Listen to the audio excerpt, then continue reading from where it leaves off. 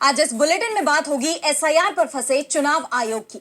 महाराष्ट्र में अपने ही जाल में उलझी बीजेपी की। देखेंगे दिल्ली में बुलडोजर एक्शन पर क्यों छिड़ा विवाद, बिहार में क्यों उपेंद्र कुशवाहा की पार्टी पर लटकी बंटवारे की तलवार, जानेंगे कैसे ट्रंप के नए बयान पर घिर गए PM Modi. Prime Minister Modi came to see me. Sir, may I see you, please? और बुलेटिन के आखिर में देखेंगे आवारा कुत्तों पर सुप्रीम कोर्ट में हुई सुनवाई को। लेकिन दिन भर की तमाम बड़ी खबरों से पहले एक नजर आज की सुर्खियों पर। यूपी सरकार का बड़ा फैसला, असिस्टेंट प्रोफेसर परीक्षा को निरस्त करने का दिया आदेश। परीक्षा में अनियमितताओं के चलते एक्शन। काफी विवाद के बाद आखिरकार बिहार में आयुष डॉक्टर नुसरत परवीन ने ज्वाइन की नौकरी। पटना सदर अस्पताल में तैनाती। नियुक्ति पत्र बांटते वक्त सीएम नीतीश ने खींचा था महिला डॉक्टर का हिजाब। सरकारी नौकरी में आरक्षण पर सुप्रीम कोर्ट का बड़ा फैसला। एक बार आरक्षण का लाभ लेने पर नहीं कर सकते जनरल सीट पर दावा, कहा मेरिट सबके लिए। वैष्णो देवी मेडिकल कॉलेज की एमबीबीएस की मान्यता रद्द। मुस्लिम छात्रों के एडमिशन पर हुआ था विवाद। स्टूडेंट्स दूसरे कॉलेजों में किए जाएंगे शिफ्ट। और लाल निशान पर बंद हुआ शेयर बाजार। 102 अंकों की गिरावट के साथ 84,961 पर बंद हुआ सेंसेक्स, तो 37 अंकों की गिरावट के साथ 26,140 पर बंद हुआ निफ्टी। ये तो थी सुर्खियां। अब बात आज की सबसे बड़ी खबर की। सुप्रीम कोर्ट में एसआईआर पर 8 जनवरी से सुनवाई शुरू हो रही है। 6 जनवरी को हुई सुनवाई में कोर्ट ने साफ कह दिया था कि अब इस पर लगातार सुनवाई होगी। वैसे चुनाव आयोग तर्क दे रहा है कि एसआईआर कराना उसका अधिकार है, वो लोगों की नागरिकता भी जांच सकता है। लेकिन जिन 12 राज्यों में अभी एसआईआर चल रहा है, उसे लेकर वो मुसीबत में घिरता दिख रहा है। देखिए ये रिपोर्ट। 12 राज्यों में एसआईआर की प्रक्रिया चल रही है और एसआईआर का जो ड्राफ्ट रोल जारी हुआ है उसने पूरे देश में बवाल मचा दिया है। 12 राज्यों में 13% वोटरों के नाम काट दिए गए हैं। करीब 15% वोटर संदिग्ध बताए जा रहे हैं। सबसे ज्यादा वोट उत्तर प्रदेश के ड्राफ्ट रोल में काटे गए हैं। 2,89,00,000 लोगों के वोट काट दिए गए हैं, जो उत्तर प्रदेश की वोटर लिस्ट का 18% से भी ज्यादा है। यूपी के जिन जिलों में मुस्लिम आबादी 30% से ज्यादा है, वहां 20% से ज्यादा वोट काट दिए गए हैं। और जो नाम वोटर लिस्ट में आ गए हैं उनमें से 20 से 25% को संदिग्ध कहा जा रहा है। पश्चिम बंगाल में तो एसआईआर को लेकर अलग ही बवाल मचा हुआ है। संदिग्ध वोटर बताकर कई दिग्गजों को नोटिस थमाए जा रहे हैं, जिनमें से एक नाम Nobel prize winner Amartya Sen का भी है। उन्हें नोटिस भेजा गया है, अपनी पहचान बताने को कहा गया है। कहा गया है कि साबित करें कि आप भारत के नागरिक हैं, कोई घुसपैठिए नहीं। सेन को मिले नोटिस पर विपक्ष भड़क उठा है। कांग्रेस ने ट्वीट किया, एसआईआर की धांधली को समझिए। चुनाव आयोग ने नोबेल पुरस्कार विजेता अमर्त्य सेन को अपनी नागरिकता साबित करने को कहा है। बाकायदा इसके लिए उन्हें नोटिस भेजा गया है। ज्ञानेश कुमार ने चुनाव आयोग की साख पर बट्टा लगा दिया है, वो भी सिर्फ इसलिए कि उन्हें अपने मालिक मोदी को खुश करना है। अमर्त्य सेन को नोटिस भेजना दुखद है। चुनाव आयोग और नरेंद्र मोदी को इसके लिए माफी मांगनी चाहिए। टीएमसी महासचिव अभिषेक बनर्जी ने भी सवाल उठाए हैं।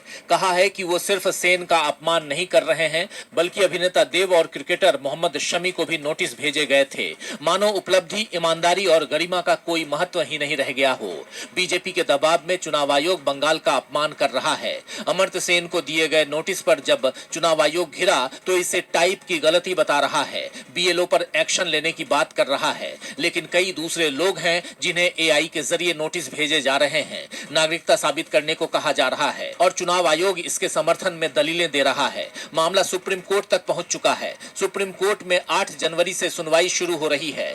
चुनाव आयोग पर सवाल उठ रहे हैं कि उन्हें लोगों की नागरिकता जांचने का अधिकार किसने दे दिया। लेकिन ज्ञानेश कुमार दावा कर रहे हैं कि संविधान ने चुनाव आयोग को यह अधिकार दिया है। चुनाव आयोग को अधिकार मिला है तो वो वोटर लिस्ट में किसी को शामिल करने से पहले उसकी भारतीय नागरिकता की पड़ताल करे, जिससे कोई विदेशी यहाँ वोट नहीं डाल पाए। लेकिन यह भी कहा है कि वोटर लिस्ट से अगर किसी का नाम हटाया जा रहा है तो इसका मतलब ये नहीं है कि वो भारत का नागरिक नहीं है। एक तरफ चुनाव आयोग ये भी कह रहा है कि जिसका नाम वोटर लिस्ट में नहीं है वो भारत का नागरिक हो सकता है। दूसरी तरफ भारत के नागरिक से वोट देने का अधिकार भी छीना जा रहा है। चुनाव आयोग अपने ही दावों में घिरता दिख रहा है, लेकिन ज्ञानेश कुमार जिद पर अड़े हैं। साफ कह दिया है कि हम एक भी कदम पीछे नहीं हटेंगे। अब निगाहें सुप्रीम कोर्ट पर हैं। विपक्ष को उम्मीद है कि 5 राज्यों के चुनाव के ऐलान से पहले सुप्रीम कोर्ट एसआईआर पर फैसला सुना सकता है। एक डर भी है कि अगर ऐसा नहीं हुआ तो फिर बिहार जैसा खेल दूसरे राज्यों में भी हो सकता है। एसआईआर पर चुनाव आयोग फंसता दिख रहा है तो बीजेपी भी अपने ही बिछाए जाल में फंस गई है। महाराष्ट्र में निकायों पर कब्जे की लड़ाई में बीजेपी ने अपनी किरकिरी करा ली। सहयोगी को कमजोर करने के लिए पार्टी ने अपने धुर विरोधियों से भी हाथ मिला लिया। यहां तक कि ओवैसी की पार्टी एआईएमआईएम को भी साथ ले लिया। लेकिन अब इसे लेकर बीजेपी के अंदर ही गुस्सा फूट पड़ा है, जिसके बाद पार्टी भी पलटी मारती दिख रही है। तो क्या है ये पूरा मामला, देखेंगे इस रिपोर्ट में। महाराष्ट्र निकायों पर कब्जे की लड़ाई दिलचस्प हो गई है। अकोला नगर पालिका में बीजेपी को बहुमत नहीं मिला। 35 सदस्यों वाली अकोला नगर पालिका में बीजेपी को 11 सीटों पर जीत मिली। बहुमत के लिए 18 सदस्यों के समर्थन की जरूरत थी। यहाँ पर 5 सीट एआईएमआईएम को मिली थी और बीजेपी ने अपना चेयरमैन बनवाने के लिए एआईएमआईएम से गठबंधन कर लिया। निर्दलीय पार्षदों और एआईएमआईएम के समर्थन से अपना चेयरमैन बनवा लिया। तो वहीं अमरनाथ नगर पालिका में तो शिंदे की पार्टी के हाथ से कुर्सी छीन ली। अमरनाथ नगर पालिका में 59 वार्ड हैं और सबसे ज्यादा सीटें शिंदे की शिवसेना के हिस्से में आई थी। उसे 27 सीटें मिली थी। बीजेपी को 14, कांग्रेस को 12 और अजित पवार की एनसीपी को 4 सीटें मिली थी। बीजेपी ने शिवसेना से महापौर पद छीनने के लिए कांग्रेस से हाथ मिला लिया। अमरनाथ नगर पालिका पर कब्जा कर लिया। कांग्रेस ने तुरंत ही एक्शन लिया, अपने सभी पार्षदों को निलंबित कर दिया। अमरनाथ के ब्लॉक अध्यक्ष प्रदीप पाटिल को सस्पेंड कर दिया। वहीं दूसरी तरफ बीजेपी की भी जबरदस्त किरकिरी हो रही है। सवाल किए जा रहे हैं कि सत्ता के लिए वो कितना झुकेगी। शिवसेना ने भी बीजेपी पर धोखा देने का आरोप लगाया है, कहा है कि ये गद्दारी है। बीजेपी हाईकमान ने भी सवाल उठाए हैं, जिसके बाद सीएम देवेंद्र फडणवीस का बयान सामने आया है। उन्होंने कहा है कि इस तरह के गठबंधन की उन्हें कोई खबर नहीं थी, ऐसा हुआ है, ये गलत है। फडणवीस ने सफाई दी है कि अमरनाथ और अकोला में गठबंधन पार्टी के वरिष्ठ नेतृत्व की मंजूरी के बिना हुआ है।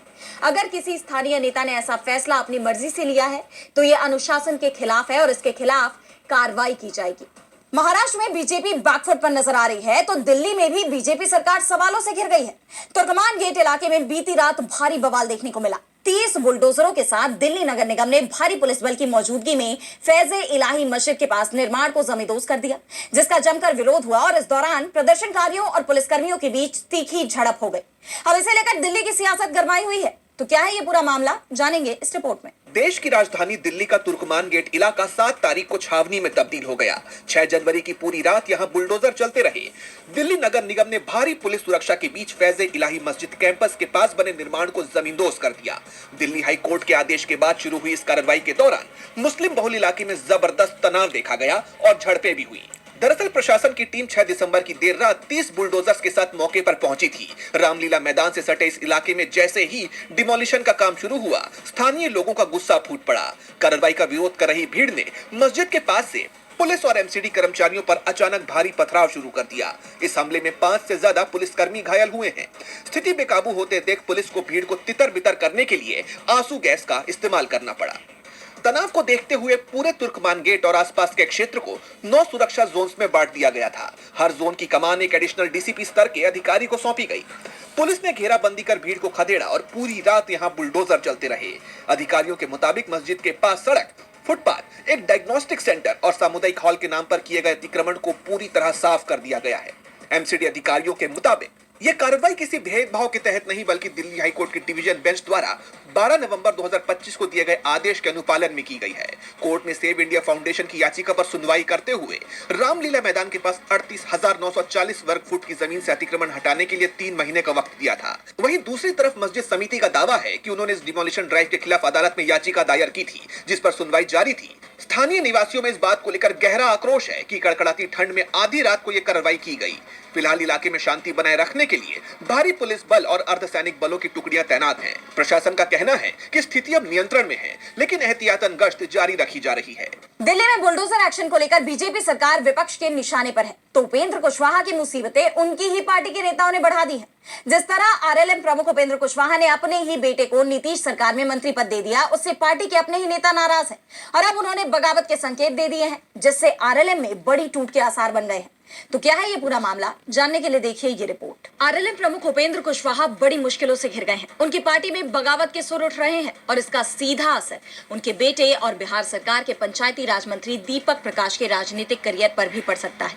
दरअसल दीपक प्रकाश को मंत्री बनाए जाने के फैसले से पार्टी के कई नेता नाराज हैं और वो खुलकर अपनी नाराजगी जाहिर भी कर रहे हैं। और अब तो आरएलएम के 3 विधायकों ने पार्टी के खिलाफ मोर्चा खोल दिया है, जिससे आरएलएम के अस्तित्व पर बड़ा संकट मंडराने लगा है। बागी नेताओं में रमेश रामेश्वर महतो, माधवानंद और आलोक कुमार सिंह का नाम शामिल है।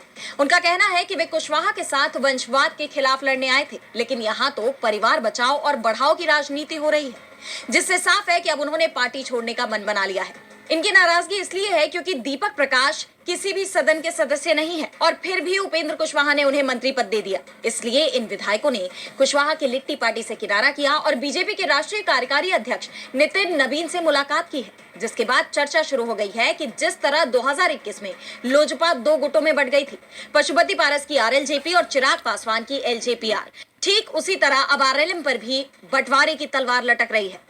लेकिन अगर आरएलएम के ये विधायक अलग गुट बनाते हैं तो उपेंद्र कुशवाहा के लिए दोहरी मुश्किलें खड़ी हो जाएंगी।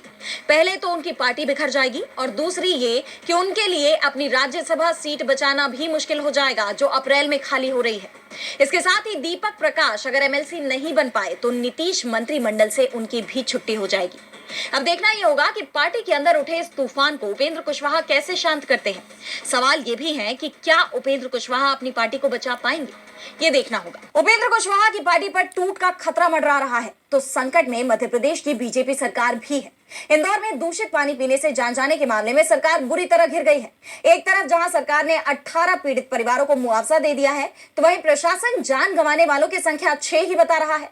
और इस बीच अब जान गंवाने वालों की संख्या 18 से बढ़कर 20 हो गई है, जिस पर विपक्ष ने सरकार के खिलाफ प्रदर्शन किया।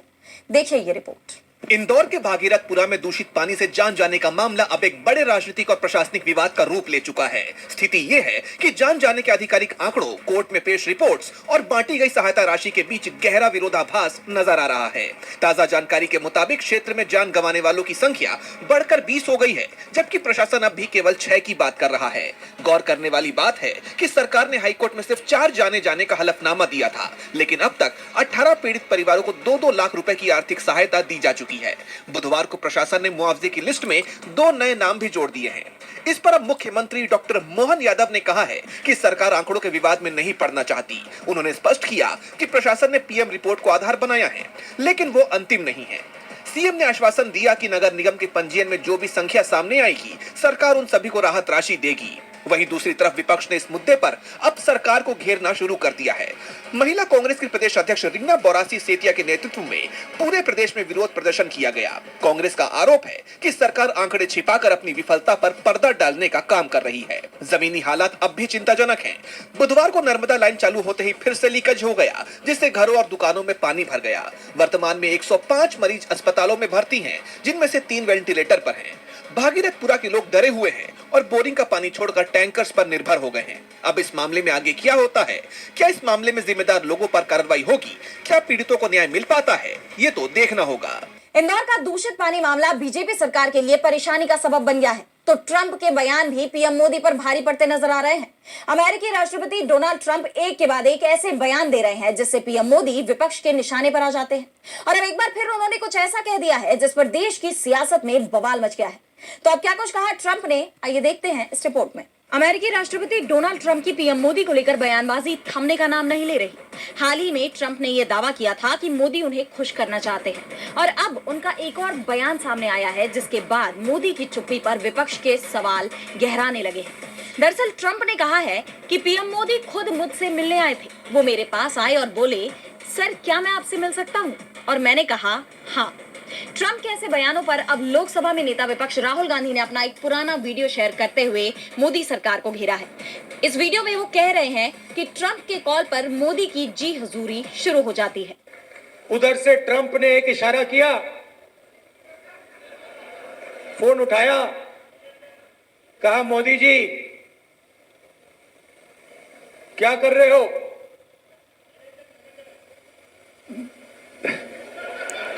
नरेंद्र सरेंडर। कांग्रेस सांसद के इस बयान पर कहा जा रहा है कि वो सच कह रहे थे, यानी राहुल की बात आखिरकार सच साबित हुई। वहीं दूसरी तरफ कांग्रेस प्रवक्ता सुप्रिया श्रीनेत ने पीएम मोदी से ये मांग की है कि अगर ट्रंप के ये दावे झूठे हैं तो उन्हें इसका खंडन करना चाहिए और ट्रंप को करारा जवाब देना चाहिए। ये सारे दावे डोनाल्ड ट्रंप के हैं। अगर वो झूठ बोल रहे हैं तो प्रधानमंत्री मोदी उसका साफ स्पष्ट शब्दों में खंडन करें और कहें कि अमेरिकी राष्ट्रपति झूठ बोल रहे हैं। और अगर वो सच बोल रहे हैं तो नरेंद्र मोदी जी भक्तों को बरगलाने के लिए इस देश की कितनी और तौहीन कराइएगा। जैसा आप जानते हैं कि ट्रंप इन दिनों लगातार ये दावा कर रहे हैं कि मोदी उन्हें खुश करने में लगे हुए हैं, क्योंकि मोदी जानते हैं कि उन्हें खुश करना कितना जरूरी है। ट्रंप के इन बयानों पर पीएम मोदी की चुप्पी को लेकर कांग्रेस कई बार उन पर निशाना साध चुकी है, और अब ट्रंप के इतने बड़े बयान पर मोदी की चुप्पी बरकरार रहने से विपक्ष को एक और मौका मिल गया है। विपक्ष मोदी से ट्रंप को जवाब देने की मांग कर रहा है। अब देखना होगा कि विपक्ष के लगातार इन हमलों के बाद मोदी ट्रंप को कोई जवाब देते हैं या नहीं। और बुलेटिन के आखिर में देखेंगे आवारा कुत्तों के मामले पर सुप्रीम कोर्ट में हुई अहम सुनवाई को। कोर्ट में सभी पक्षों ने अपनी अपनी दलीलें पेश की। कोर्ट ने सड़कों को कुत्तों से खाली रखने पर जोर दिया। लोगों की सुरक्षा के लिहाज से सुनवाई को काफी अहम माना जा रहा है। तो क्या कुछ हुआ सुप्रीम कोर्ट में सुनवाई के दौरान और किस नतीजे पर पहुंचा कोर्ट, जानेंगे इस रिपोर्ट में। सुप्रीम कोर्ट ने आवारा कुत्तों से जुड़ी याचिकाओं पर बुधवार को जस्टिस विक्रमनाथ, जस्टिस संदीप मेहता और जस्टिस एनवी अंजारिया की बेंच ने सुनवाई की। इस दौरान अदालत ने साफ किया कि मामला सिर्फ कुत्तों के काटने तक सीमित नहीं है, बल्कि सार्वजनिक सुरक्षा और सड़कों पर होने वाली दुर्घटनाओं से भी जुड़ा है। सुनवाई के दौरान जस्टिस मेहता ने कहा कि स्कूल, कॉलेज और कोर्ट परिसर जैसी जगह सार्वजनिक सड़कें नहीं है, यहाँ कुत्तों की क्या जरूरत है। अदालत ने हाल ही की घटनाओं का जिक्र करते हुए बताया कि पिछले 20 दिनों में आवारा जानवरों की वजह से 2 जजों के साथ एक्सीडेंट हुए हैं, जिनमें से एक गंभीर रूप से घायल भी है। कोर्ट ने 2 टूक कहा कि रोकथाम इलाज से बेहतर है, सड़कों को कुत्तों से खाली रखना होगा। आइए एक बार इस मामले पर हुई सुनवाई में हर पक्ष की दलील पर नजर डालते हैं। पशु प्रेमियों की तरफ से पेश सीनियर वकील कपिल सिब्बल ने कहा कि CSVR मॉडल यानी कैप्चर, स्टेरिलाइज, वैक्सीनेट और रिलीज पर ध्यान देना होगा। कुत्तों को हटाने से समाधान नहीं होगा। मैं मंदिर जाता हूं, लेकिन मुझे कभी किसी कुत्ते ने नहीं काटा। इस पर बेंच ने जवाब दिया कि आप खुशकिस्मत हैं, लेकिन बाहर बच्चे काटे जा रहे हैं। वहीं सॉलिसिटर जनरल तुषार मेहता ने कहा कि गेटेड कम्युनिटी में रहने वाले लोगों को वोटिंग के जरिए यह तय करने का अधिकार होना चाहिए कि वो कुत्तों को कैंपस में चाहते हैं या नहीं। कल को कोई भैंस ले आएगा और कहेगा कि मैं पशु प्रेमी हूं। एक याचिकाकर्ता ने अपनी बेटी का उदाहरण देते हुए कहा कि हाउसिंग सोसाइटियों से कुत्तों को हटाना जरूरी है, क्योंकि बच्चे बाहर निकलने से डर रहे हैं। सुनवाई के दौरान सीनियर एडवोकेट के वेणुगोपाल ने चौंकाने वाले आंकड़े पेश किए। उन्होंने बताया कि भारत में कुत्तों की आबादी 5 करोड़ 25 लाख से ज्यादा है। इतने कुत्तों के लिए शेल्टर होम और खाने का खर्च करोड़ों में है, जबकि देश के हजारों स्कूल्स में बिजली और पानी जैसी बुनियादी सुविधाओं का अभाव है। एनिमल राइट एक्टिविस्ट ने कुत्तों की गणना और नसबंदी पर जोर दिया। इसके साथ ही कोर्ट ने उन राज्यों जैसे यूपी, MP, पंजाब को भी आड़े हाथों लिया, जिन्होंने अब तक इस मामले में हलफनामा दायर नहीं किया है।